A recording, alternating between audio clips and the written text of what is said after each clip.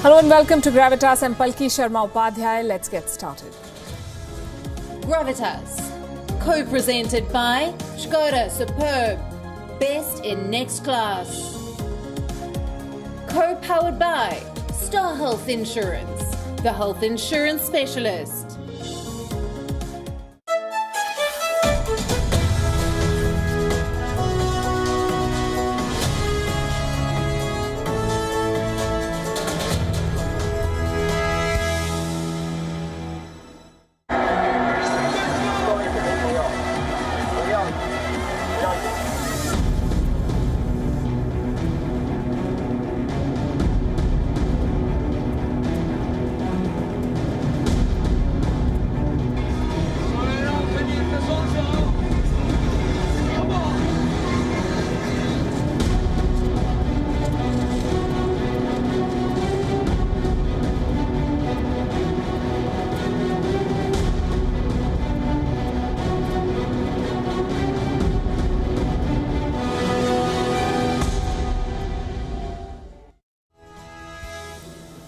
Happy New Year to all of you. Yesterday we told you how no other day on the calendar faces as much pressure as December the 31st, New Year's Eve. People want it to be a magical gateway to new beginnings.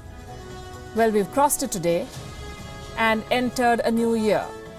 But will it be magical? Can changing the calendar alone change your life? Are you the 2021 version of yourself? Can you expect a better year without employing a better approach to life? And do not worry, I do not mean to preach, neither do I want to play the party pooper. So let me just tell you about the approach that last year's top villain has adopted this year. And you can figure out the outcome yourselves. China is deploying underwater spies, building railway lines up to India's doorstep, funding attacks on American soldiers in Afghanistan, guarding bat caves and beaming to the world images of a grand party in Wuhan. It has set the tone for 2021. It is now up to the world to decide if their response will be different from last year.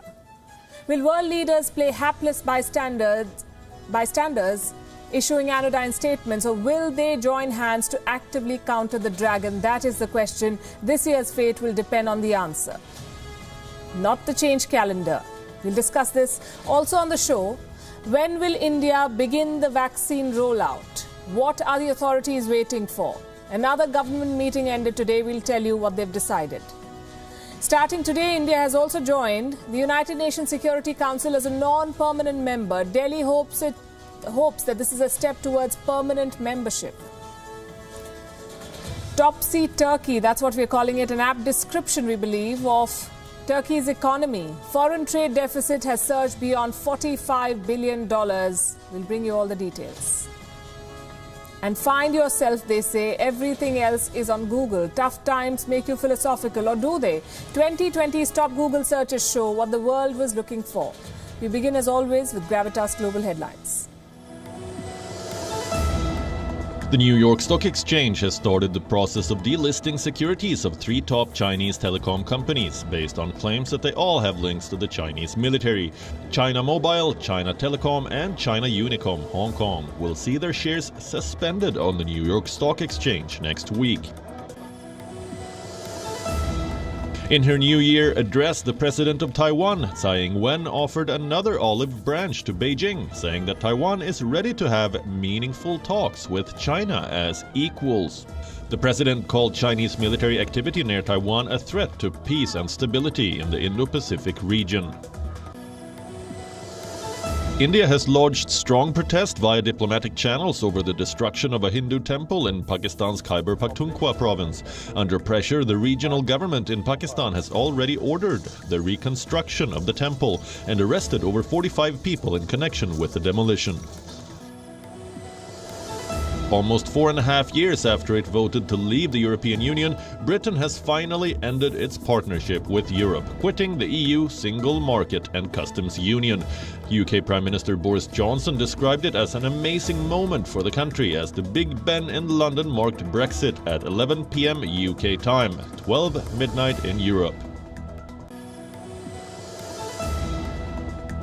India has called for urgent assistance to be provided to the Indian sailors stranded on 2 ships in Chinese waters. India's External Affairs Ministry said it expects that this assistance will be provided in an urgent, practical and time-bound manner, given the grave humanitarian situation that is developing on board the ships.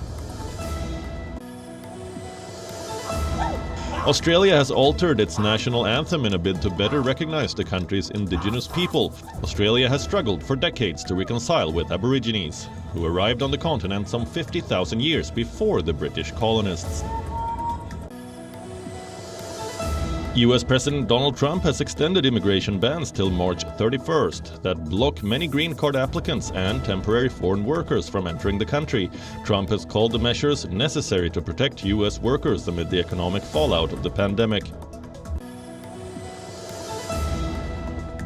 Amid rising tensions along the Sudan-Ethiopia border, the United Nations and African Union on Thursday announced that they have ended their 13-year-old joint peacekeeping mission in Sudan's Darfur region. The sudden move has sparked fears of renewed fighting amid growing unrest in the region. Uncapped pacer T. Natarajan has been added to Team India's squad for the remaining 2 tests against Australia. The left armour made his international debut in the limited overs series that preceded the tests following an impressive IPL campaign. Natarajan replaces Umesh Yadav, who has flown back home to India after suffering a calf injury during India's series-levelling win in Melbourne earlier this week. The Houston Rockets finally have their first win of the new NBA season after overcoming Sacramento Kings 122-119. 5-time All-Star forward John Wall marked his return from a 2-year injury layoff with 22 points and 9 assists, while star man James Harden had a big finish to end with 33 points. The Rockets had lost their opening 2 games and also had a fixture postponed due to the league's COVID quarantine protocols.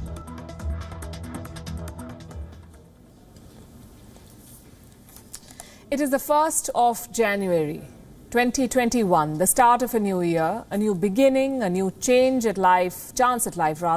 Every year comes with an opportunity to be a better version of ourselves. But how many of us actually manage to make that switch? We step into the new year with new expectations but forget to leave behind the baggage of our old ways. We change the calendar but forget to change our approach. We start a new year but with the old version of ourselves. Why go far? Look at China. In 2020, Chinese President Xi Jinping told the United Nations General Assembly, and I'm quoting, "The past cannot be changed, but the future can be shaped." He was right. 2021 is that future. But is China willing to shape it differently? Let me tell you how it has set the tone for this year. We woke up to this headline. Indonesian fisherman finds Chinese drone submarine on possible mission. What mission? Experts say that China was trying to map future submarine routes to Australia. In 2019, China conducted ocean surveys to the north of Papua New Guinea. In 2020, it was near Australia's Christmas Island. It is a new year and China is back to its old ways. It is now trying to map a new submarine route to Australia's northernmost city, Darwin. The Chinese drone reportedly tasked with that job was discovered in South Sulawesi, an Indonesian territory far from Chinese waters. Reports say the drone was on a route from the South China Sea, again a region that has seen enough and more Chinese aggression. Forget mending old ways. In 2021, China seems to be taking its aggression one step further. Here's another development we woke up to. China has finished laying railway tracks near Arunachal Pradesh. It is an Indian state that Beijing has had its eyes on for quite some time now. In the past, China called Arunachal South Tibet. It entered 2021 by laying a rail line in Tibet dangerously close to the Arunachal border. It connects Tibet's capital Lhasa to the Chinese province of Sichuan. Clearly, China is far from changing tracks this year. And while you and I were welcoming 2021 with loved ones, some people in China's Yunnan province spent the night guarding bat caves. Caves that may hold the key to understanding the origins of the Wuhan virus. China does not want the world to get access to these caves, so it has hired people to block experts and journalists from entering them. This year, China will also continue to block all possible probe on the Wuhan virus. And here's a future many may not have seen coming. China is now also sowing trouble in Afghanistan. Beijing has reportedly offered bounties to non-state actors. Any idea what for? To attack American soldiers. This is according to an Axios report. It says that China wanted to fund attacks on American troops. If this report is confirmed, it would mean that going forward, we would see a shift in Chinese strategy, going beyond aggression. More on the lines of what we see in Pakistan, sponsoring terror attacks. So this is what it comes down to. It is a new year, but the same old China. Beijing will not just behave in the same old fashion. It may be worse, a bigger threat to the world. Now, why am I telling you all of this on the very first evening of a brand new year? So that you know what's in store in 2021, and also so that you do not behave like China. 2021 is a new beginning. Make the most of it. Leave old habits behind. Change with the times, because those who don't end up only with a new calendar, not new fortunes. And then we have this.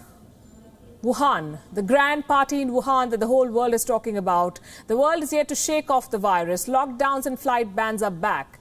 But last night, the streets of Wuhan were packed, as if the pandemic had never happened here. With these images, China is sending a message that all is well in Wuhan, but not everyone is convinced.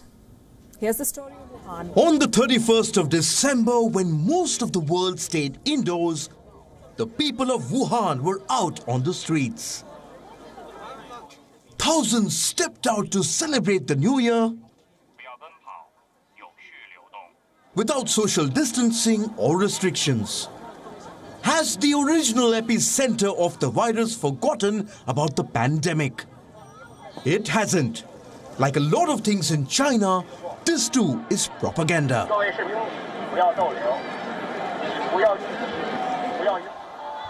This is the message that China wanted to send to the world on New Year's Eve.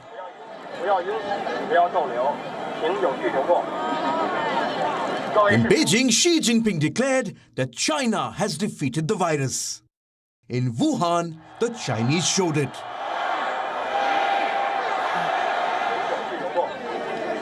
But all the firecrackers and neon lights of the world cannot obliterate Wuhan's painful memories.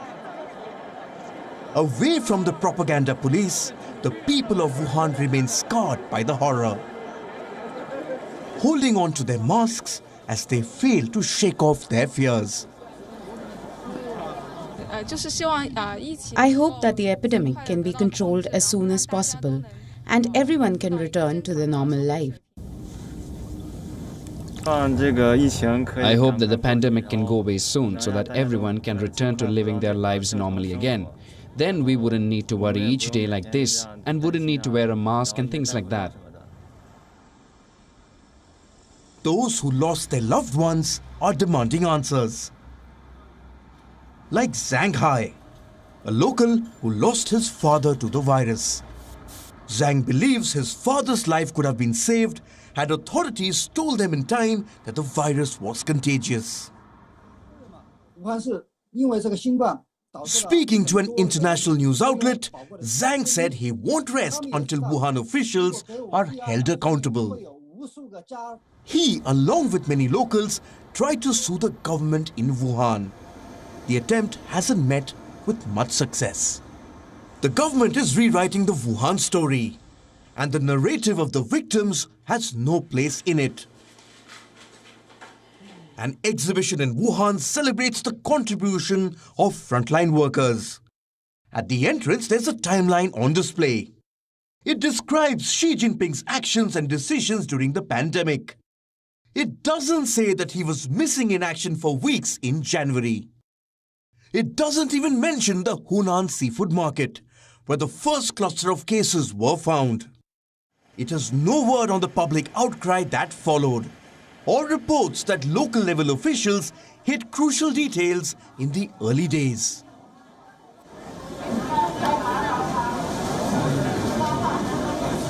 The seafood market itself remains partitioned and sealed by 8-foot-high metal barricades. Later this month, a team from the World Health Organization is set to visit Wuhan. Their first visit since the probe was announced more than 6 months back.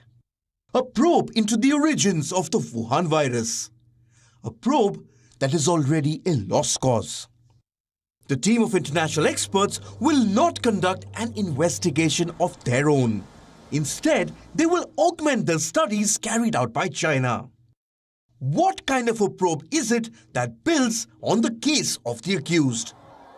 It is safe to assume that China has wiped the truth about Wuhan. It only wants the world to see fireworks and pool parties. Bureau Report, WION, World is One. So what can we expect in 2021 from China, from India and from the rest of the world? Will we get any relief from the pandemic? Will the world become a more dangerous place? Will the global economy rebound? Today is the first day of the new year. It's time to look ahead. So on Gravitas tonight, we are bringing for you the WION forecast for 2021. Let's start with the most fundamental of questions. Will the pandemic end? The short answer, I'm afraid, is no. The long answer is this. The virus is here to stay for the moment. For a pandemic to end, the world needs to develop herd immunity against a disease. Now, going by most projections, 60 to 80% of the global population needs to be immune to the Wuhan virus, which means billions will have to be vaccinated. As of today, a little more than 10.3 million people have got a shot in 29 countries. We are far, far away from herd immunity, which brings me to the next question, vaccines.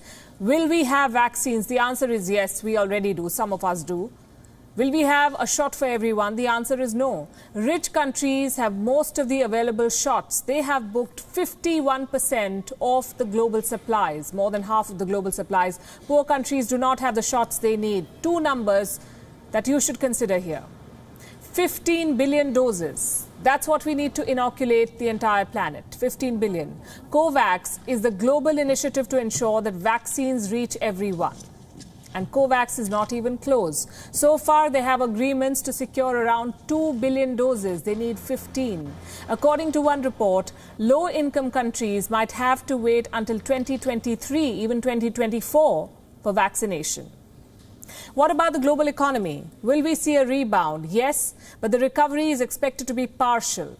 The International Monetary Fund predicts that global growth will bounce back to 5.2% in 2021, so there is improvement on the cards. But the IMF says the return to pre-pandemic growth will be quote-unquote long, uneven and uncertain. Here's why. The global economic activity has not fully resumed. Travel restrictions are still in place. By November last year, more than 150 countries and regions had eased some rules. But several restrictions remain. A serious outbreak means a return to the lockdown. Just before Christmas, for instance, several countries in Europe restricted movement again, with the United Kingdom facing a travel ban from more than 10 countries. In such circumstances, a full economic revival is next to impossible. So that's our global outlook for this year. Let's zoom in now and talk about India. What role will India play in these circumstances? How will India engage with the world? What can we expect from New Delhi? Well, here's our forecast, 2021 forecast for India. First of all, India will play a critical role in vaccine supplies. We've always known this. In 2020, India cemented its position as the pharmacy of the world by supplying medicines for Wuhan virus treatments to more than 150 countries. Considering the shortage of supply, India could leverage the same distribution networks and pitch in to supply vaccines. These numbers confirm India's global leadership in vaccine supply. India contributes 60% of the global vaccine consumption. Almost 70% of the WHO's vaccine procurements come from India. The world will have to turn to India to fill the gaps. Then we come to the China challenge. After the provocations of 2020, how does India plan to tackle the threat from China?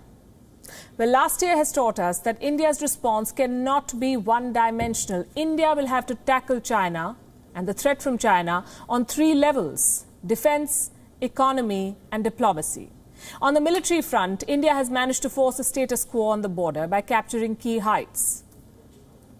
On the economic and diplomatic front, India needs to build alliances, reach out to allies, find common ground with like-minded partners.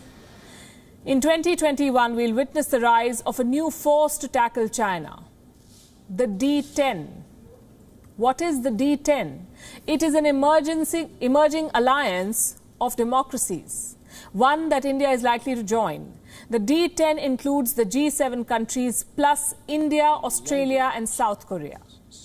Later this month, British Prime Minister Boris Johnson will visit India for the Republic Day celebration.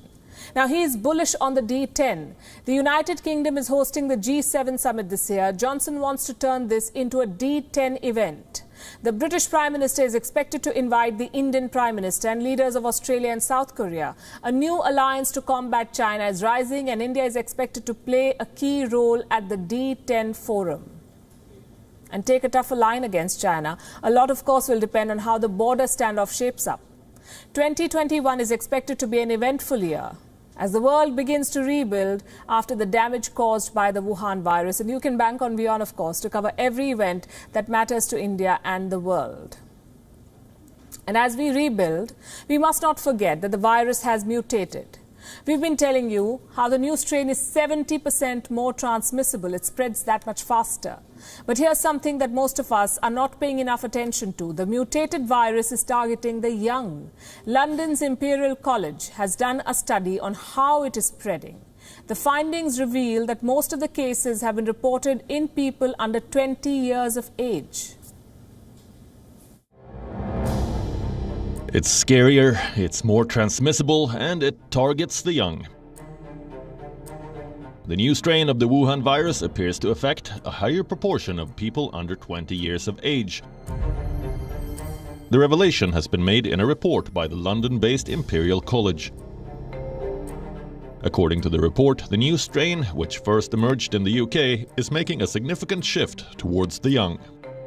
The study also found that social distancing measures, which worked against earlier strains, are failing to control the new variant from spreading. The findings are alarming. Previously, children and young people were thought to be less vulnerable. Now, as it spreads to younger age groups, there are fears the young will transmit the virus to millions more. In the United Kingdom, the most recent estimates show the new strain has infected secondary school children the most. In South Africa, a deadlier strain of the UK variant is the most prevalent amongst the young. And in India, a 2-year-old and a 6-year-old girl have been infected with the UK strain of the virus. But is the mutated virus deadlier for younger people? Will it make them seriously ill? Britain's top medical expert, Professor Neil Ferguson, says the symptoms will be the same as those in adults. For previous strains of this virus, we know that children were less likely to get infected and certainly much less likely to get symptoms than adults, which is unusual for a respiratory virus in the sense that most respiratory viruses transmit most efficiently in children. So one possibility is this virus has changed in some way which doesn't particularly target children, just makes children more like adults a little bit, either in terms of symptoms or viral replication or transmission or both. But the mutated virus is still in its early days. The observations and findings could change with time, for better or worse. Bureau Report, WION. World is One.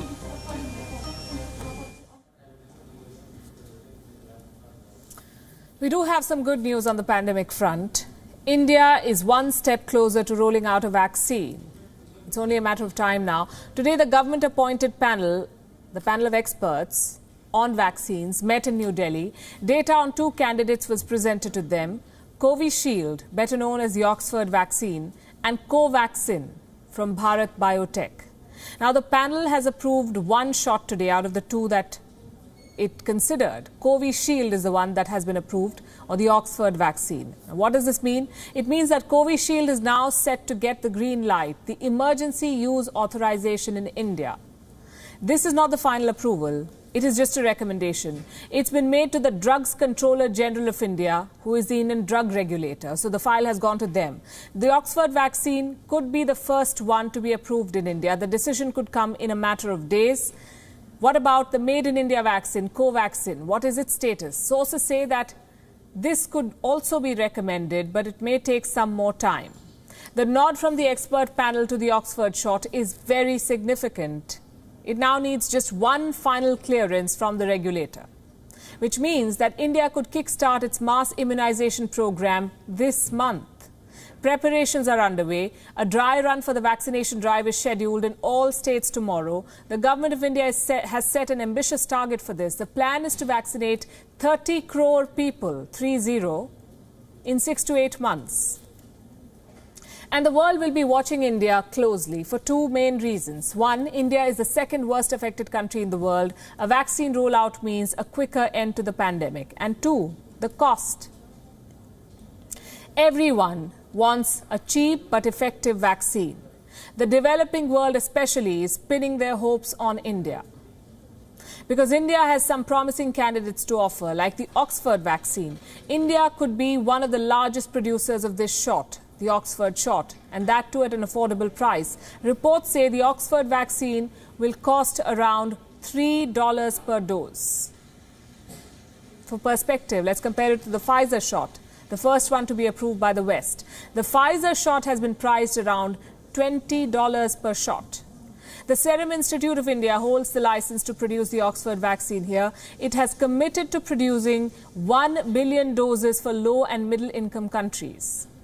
The world is watching India for other reasons too, like capacity. We've already told you how India supplies 60% of the world's vaccine needs. Cities like Hyderabad have the medical infrastructure to meet 1/3 of the global vaccine demand, which means 1/3 of the world can be inoculated thanks to India. And the world will not hesitate in procuring a vaccine from India because of the safety record of Indian companies. Now consider this. The World Health Organization procures vaccines for different diseases. They're supplied to lower and middle income nations. The WHO has approved 5 Chinese vaccines for export. From India, the WHO has approved 47 vaccines. Do you see the difference? This is the reason why the world is counting on India, because of its track record of safety and efficacy. And this is the reason why the process to approve vaccines in India must be done right. So here is where we stand. It looks like the Oxford vaccine will be the first one to be rolled out in India, with other candidates being granted approvals in the near future. We'll keep track for you, of course. And the first day of the new year also marks a new beginning for India vis-à-vis the United Nations. India is in the United Nations Security Council now as a non-permanent member. This is India's 8th such term. India, along with Norway, Kenya, Ireland and Mexico, will join the 15-member UN Security Council for a 2-year term. A term that presents India with a unique opportunity to demonstrate its global power, an opportunity to strengthen its claim to permanent membership on this council. Something that New Delhi has sought for decades now. So what will be India's agenda at the UN high table? What values will guide India's approach? What powers will India have as a non-permanent member? And how many terms has India served at the UNSC previously, and when? In the next 4 minutes, we'll discuss all of this. Let's start with history. India has been a non-permanent member of the United Nations Security Council a total of 7 times in the past: 1950 to 51, 67 to 68, 72 to 73, 77 to 78, 1984 to 85 and 91 to 92. These are 2-year terms. And then after a 19-year break, India became a non-permanent member from 2011 to 2012. Point number 2. What values will India uphold at the UNSC? In the words of External Affairs Minister S. Jaishankar, India's approach will be guided by 5 S's: Samman, Samvad, Sahyog, Shanti, Samriddhi.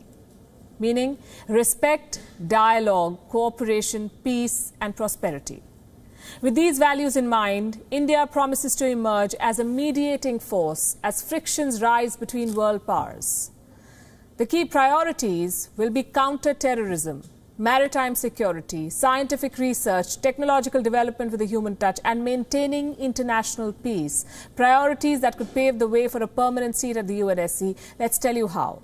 India is the fourth highest troop contributing country at the United Nations, the fourth highest. A total of 6,700 Indian troops are deployed in UN peacekeeping missions currently. More than 200,000 Indians have served in 49 of the 71 UN peacekeeping missions since 1948. 160 Indians have lost their lives serving under the United Nations flag. In 2007, India became the first country to deploy an all-women contingent at a UN peacekeeping mission. The formed police unit in Liberia provided 24-hour guard duty and conducted night patrols in the country's most troubled regions. India will seek to leverage its strength to improve peacekeeping efforts around the world. Second, and I've been saying this on the show tonight, India is the vaccine manufacturing hub of the world, and that's a very, very important factor. Almost 60% of vaccines distributed around the world come from India. That is 1 out of every 3 vaccines. Every year, India produces 3 billion doses of vaccine. The cost of production and clinical trials is the lowest in the world.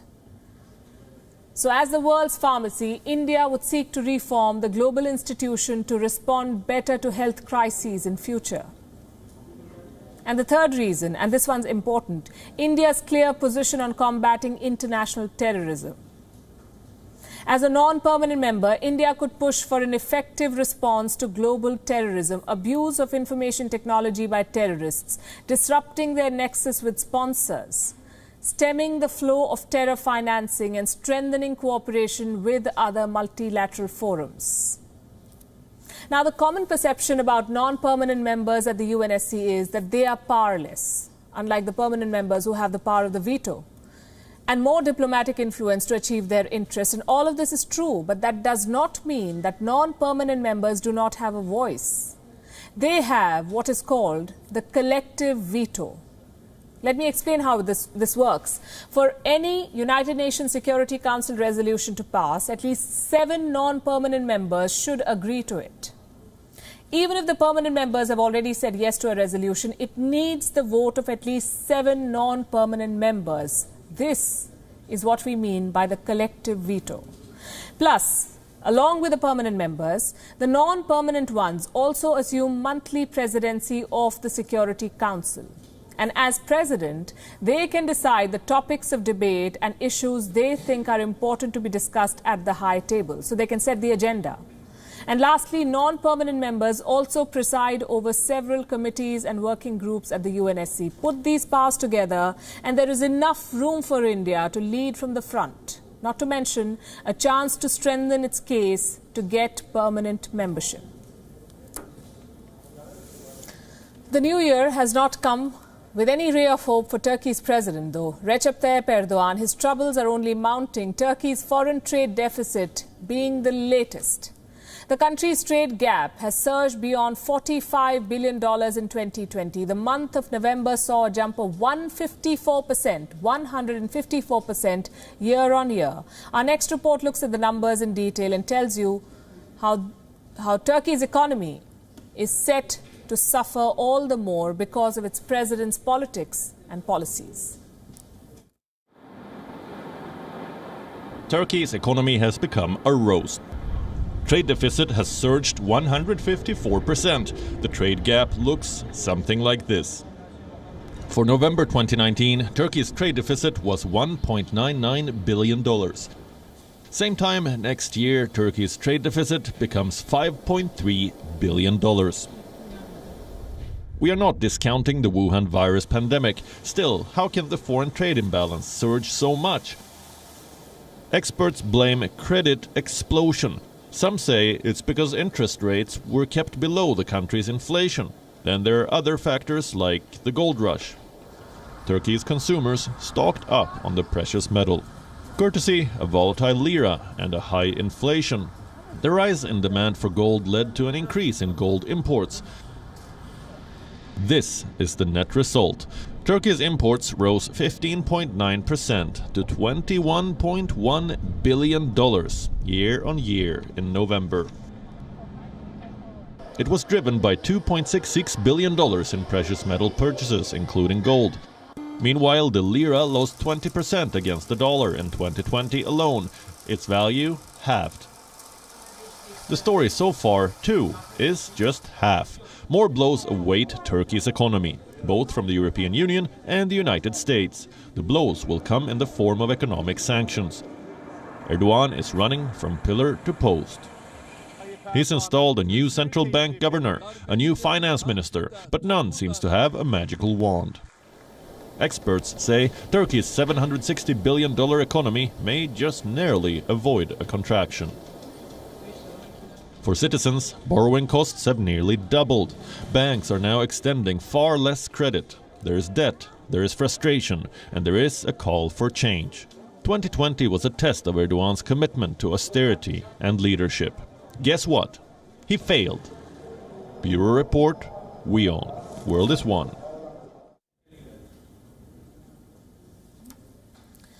Now let's talk about how Pakistan is ringing in the new year. The same old story, I'm afraid. A temple has been desecrated and demolished in Pakistan. The Pakistan High Commission in London has been forced to pay a hefty fine. The opposition's movement against Imran Khan is gaining strength. And as if all of this were not enough, Pakistani clerics have launched an anti-government movement. Let's take it one at a time. On Wednesday, an angry mob demolished a Hindu temple in the Karak district of Khyber Pakhtunkhwa. It ripped the bricks from the walls and set them on fire. The Chief Justice of Pakistan has promised to take up the matter. Today there were protests in India. In solidarity with the minorities of Pakistan, protesters in Jammu took out a march and burnt Pakistani flags. New Delhi too has lodged a strong protest. It has asked Islamabad to investigate the matter and take strict action against those responsible for the demolition. This message was conveyed to the Pakistan High Commission in New Delhi. Meanwhile, the Pakistan High Commission in London has also received a message, or should I say an enormous bill, all of $28.7 million. A UK court has ordered this amount to be debited from the accounts of the Pakistan High Commission. What for? Because of non-payment of a penalty by the National Accountability Bureau of Pakistan. So much for accountability. Allow me to explain. A British firm once helped the Pervez Musharraf government track down foreign assets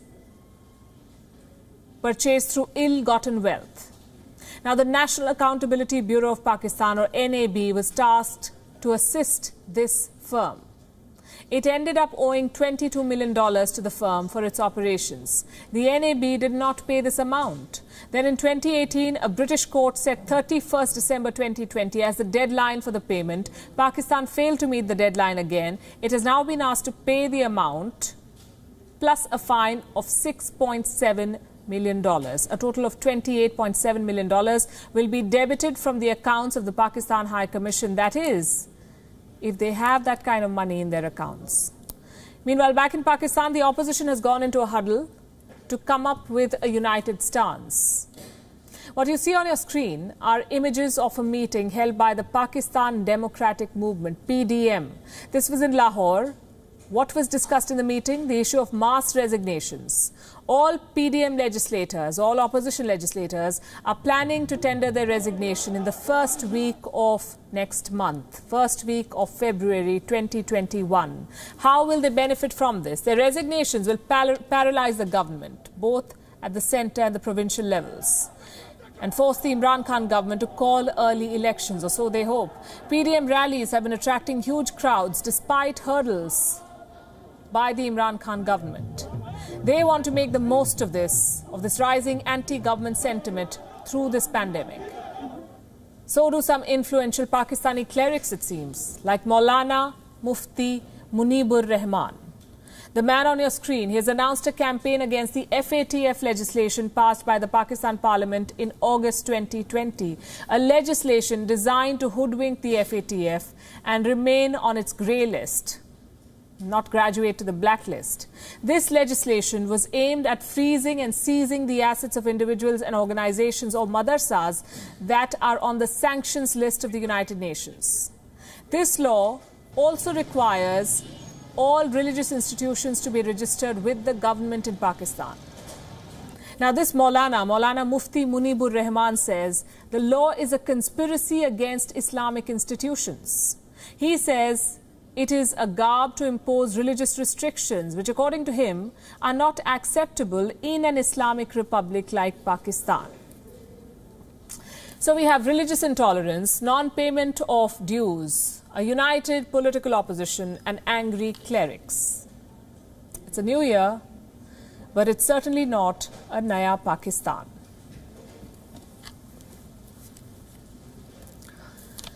Well, 2020 is over, but what was the world looking for in this year? A cure to the Wuhan virus is our answer, but Google begs to differ. It says Indians were more curious about the Indian Premier League. That's what they searched for the most. Number 2 on the list is coronavirus. Next, the US election. Look at the person Indians looked up the most on Google this year. Joe Biden, of all people, the US president-elect, most searched. Money Heist was the most searched TV show. Under what is, the question Indians ask the most is what is coronavirus, followed by, you won't believe this, what is Binod? That's what Indians asked. Under how to, the questions Indians asked the most, how to make paneer. Next was how to increase immunity, not by eating paneer for sure. Number 3 on the list, how to make dalgona coffee. What did Americans search for the most in 2020? Election results, followed by coronavirus, Kobe Bryant, coronavirus update, and coronavirus symptoms. What is interesting in the US is what Americans looked for the most under the search words, where is? Number 1, where is my stimulus money? Good question. Number 2, where is my refund?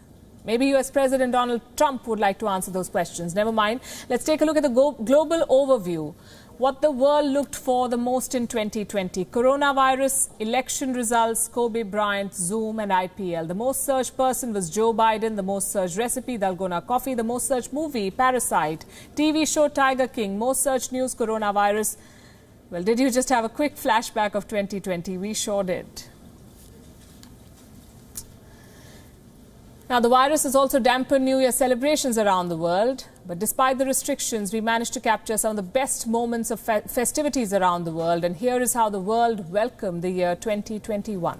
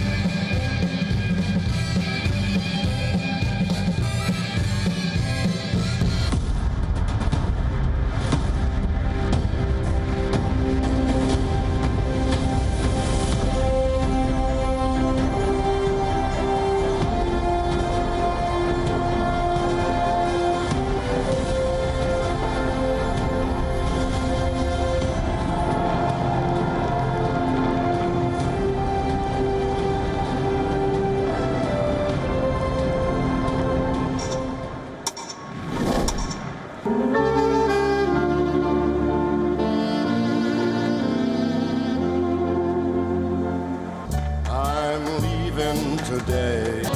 These vagabond shoes, top of the heap,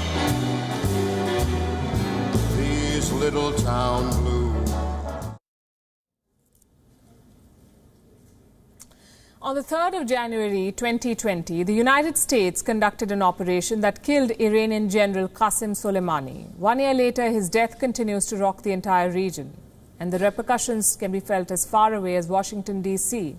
US President Donald Trump, by the way, has cut short his New Year vacation to Florida over a threat perception. Iran has responded, saying Trump is making it up. Our next report tells you about what happened last year. January 3rd, 2020. An airstrike takes place near the Baghdad International Airport.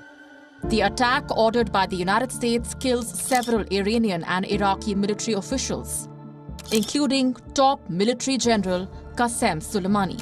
The brazen manner of the attack, the drone strike near the cargo area, and a tweet by the US president with the American flag on it. Everything about this killing was extraordinary. And Iran-US relations have never been the same ever since. One of Iran's most powerful men, Soleimani's killing took the region by storm. The silver-haired general was a cult figure in Iran. Right after his death, Supreme Leader Ayatollah Khamenei declared him a martyr.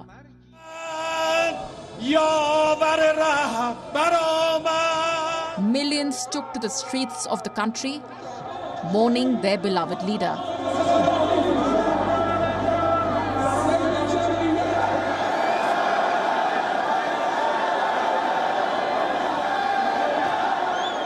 Khamenei himself was seen in tears at his funeral.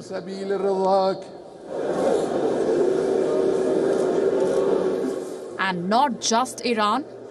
There were marches in memory of Soleimani across West Asia.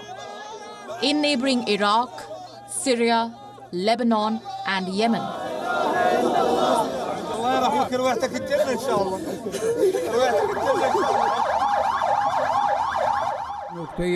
Iran called this an act of international terrorism and vowed revenge for the killing. For Iran, Soleimani was their hero. The 62-year-old headed the Revolutionary Guard's Quds Force, an elite unit that handled Iran's overseas operations. Rising to prominence during the country's Islamic Revolution, Soleimani soon became an indispensable figure in Iran. He commandeered militias in neighboring countries. Under his leadership, Iran bolstered the Hezbollah in Lebanon, expanded its military presence in Iraq and Syria, and spread Iran's influence across West Asia.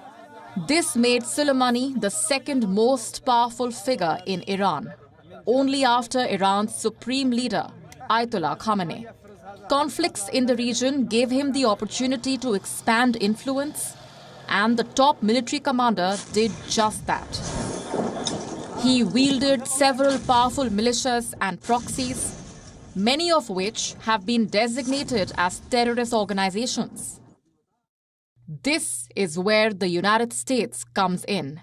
For the US, Soleimani was a terrorist, one responsible for the deaths of millions. The US blamed Soleimani for the deaths of several American personnel. After his killing, the State Department said, Soleimani was actively developing plans to attack American diplomats and service members in Iraq and throughout the region, unquote. Days later, Iran attacked US soldiers in Iraq. While the United States maintains that no one was killed, several soldiers are said to have suffered traumatic brain injuries. Either way, Iran's response has been highly muted. As for the Quds Force, under new leadership, it is no longer a popular mobilization force. Organizational changes may have impacted that to some extent, but it still remains a dominant force in the region. Meanwhile, Iran continues to play up Soleimani's assassination, his martyrdom mentioned by the country's media frequently. In the next few days, the rule of the savage murderer who committed many crimes will be over.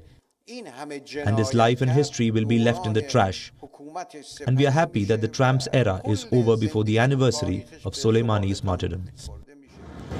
The general was a part of the Islamic Republic's projection of power. He held an almost mythical status in the country, crucial to the image of a powerful Iran, one that covered up the reality of a troubled country. And it looks like, even after a year, Iran has no replacement for him. West Asia Bureau, WION World is One. With that, it's a wrap. We're leaving you as always with Gravitas Images. Thanks for watching.